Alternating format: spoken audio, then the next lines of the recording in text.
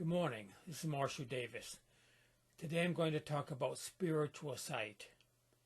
Before they were called prophets, or Christ, anointed one, or Buddha, awakened one, or jnani, knowing one, or arhat, worthy one, they were called seers. The Hebrew scriptures say that was a term used in the time of the prophet Samuel. It reads, the prophet of today was formerly called the seer. Such people were able to see with spiritual eyes what could not be seen with physical eyes. Jesus called this being born again. He said, unless one is born again, he cannot see the kingdom of God. This spiritual sight is what I'm talking about today. In this episode, I am looking at the story found in the 9th chapter of the Gospel of John. It is a story of Jesus healing a man born blind. On the surface, this is about physical sight and physical healing. But Jesus makes it clear it's really about spiritual sight and spiritual healing. It's not about being visually impaired, but being spiritually impaired. The first thing the story addresses are the psychological barriers to seeing the kingdom of God. Seeing the kingdom of God is, of course, just another term for a spiritual awakening or enlightenment or liberation or salvation. Seekers can be very frustrated with the fact that they don't seem to be able to see this non-dual reality. They may have been on a spiritual search for years, perhaps all their lives, and still they don't see. So Jesus addresses that issue first. Jesus encounters a man who had been physically blind from birth. His disciples asked him, Rabbi, who sinned, this man or his parents, that he was born blind? Do you hear the guilt in the question? The disciples are trying to figure out whose fault it is. They're trying to find someone to blame for the condition of this man, either the man himself or his parents. Likewise today, there's a lot of blame going around in religion. There's a lot of guilt. I have heard Christianity called a guilt management system. It's not just Christianity. The Indian idea of karma and reincarnation blames a person's past conduct in previous lives for their present condition. That's just a variation on the blame the victim game. Guilt is a psychological obstacle to spiritual realization. And Jesus here in the story does not hesitate to refute the guilt trip. Jesus answered the disciples, it was neither that this man sinned nor his parents, but it was so that the works of God might be displayed in him. He's saying that it was not this man's fault that he was born physically blind. And it's not our fault that we cannot see the kingdom of God. He says we need to stop dwelling on the past and see the opportunity in the present. He says it was so that the works of God might be displayed in him. The Buddha said a similar sort of thing when people came to him wanting to know the reason for human suffering.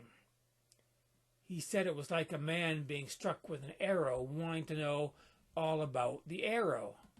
What kind of wood the shaft was made of, what kind of feathers were on it, what type of bow was used to shoot it, who shot it, and why, etc.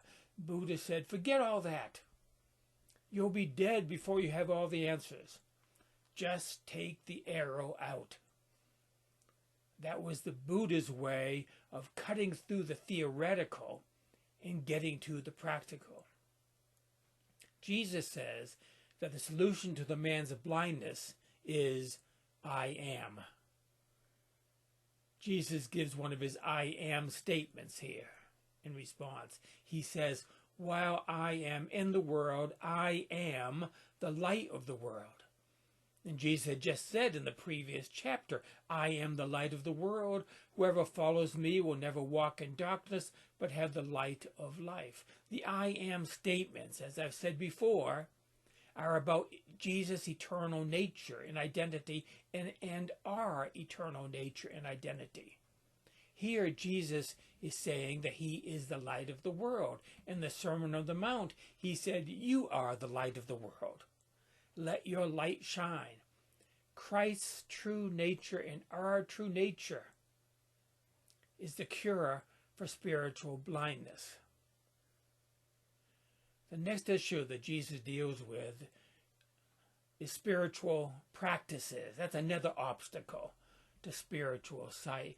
People feel like they need to do something in order to be able to spiritually see what Jesus could see and was talking about. The same today. Christians think they have to follow a bunch of moral rules or believe a bunch of theological doctrines in order to be saved. In Eastern spiritual traditions, they think they need to practice the right spiritual discipline or have the right spiritual teacher or meditate using the right spiritual technique. So they do all the right things. And they wonder why it doesn't work. Some people believe in spiritual techniques.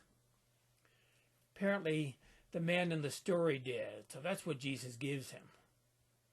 Jesus spit on the ground, made mud from the saliva, applied mud to the man's eyes, and said to him, go wash in the pool of Siloam.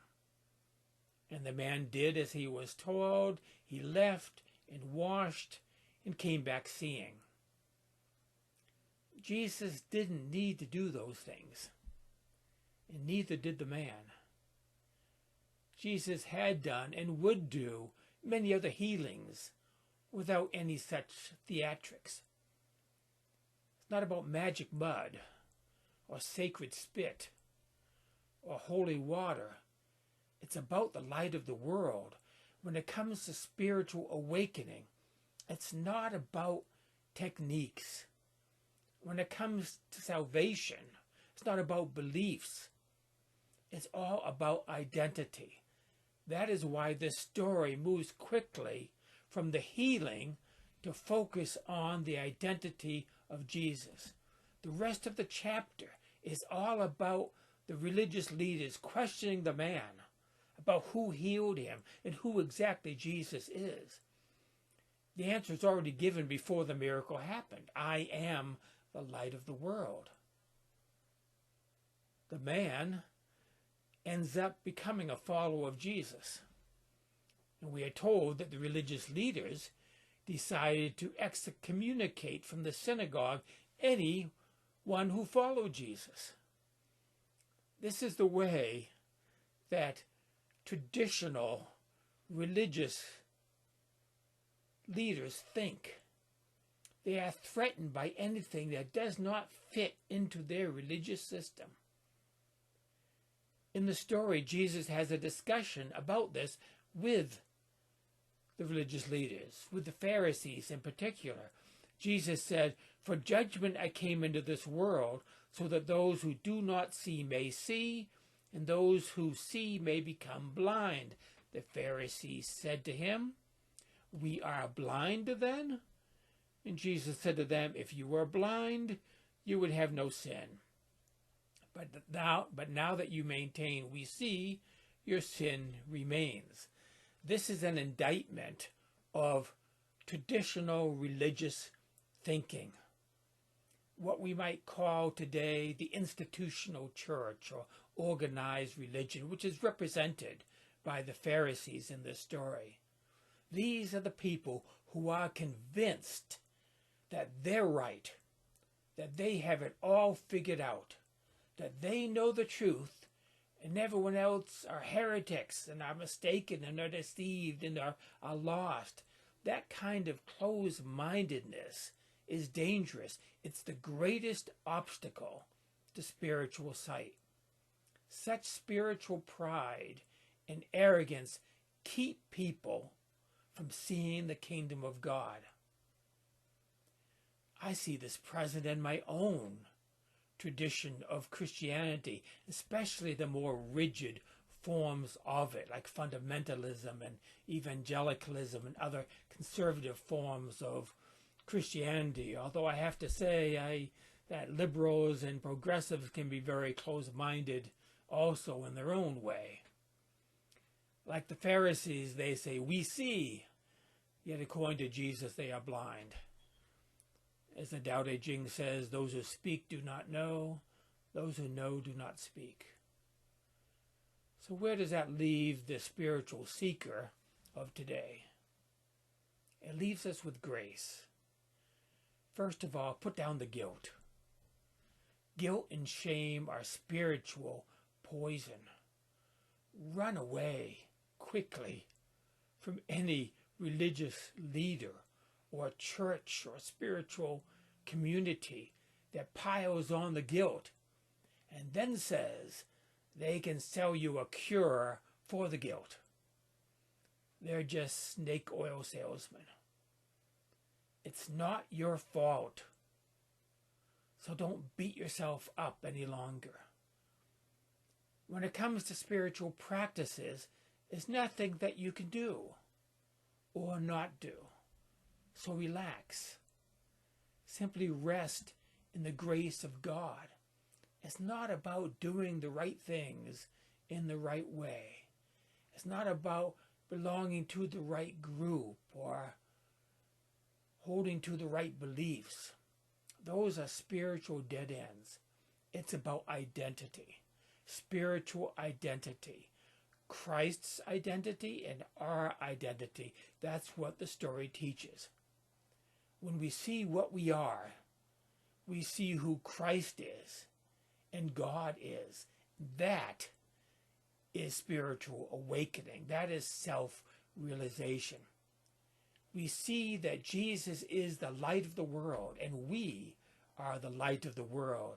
And we see everything else in that light. We see the world as it is, and not as the illusion that it appears to be. We see reality. That is what it means to see the kingdom of God and to enter the kingdom of God. There's no trick to seeing this. The truth is that all of us already see this at some level. We're just not recognizing that and paying attention to that. We already see, because this is who we are. It's just that we've ignored it, which is what ignorance means. The Pharisees knew it, but they refused to see it. That's why Jesus called them blind, willfully, spiritually blind. He calls them elsewhere blind leaders, the blind leading the blind. Jesus came into the world so that all may see. That was his mission. He said, I came into this world so that those who do not see may see, and those who see may become blind. He came that we might see that we are the light of the world by which the world sees. That's it for today. Grace and peace to you.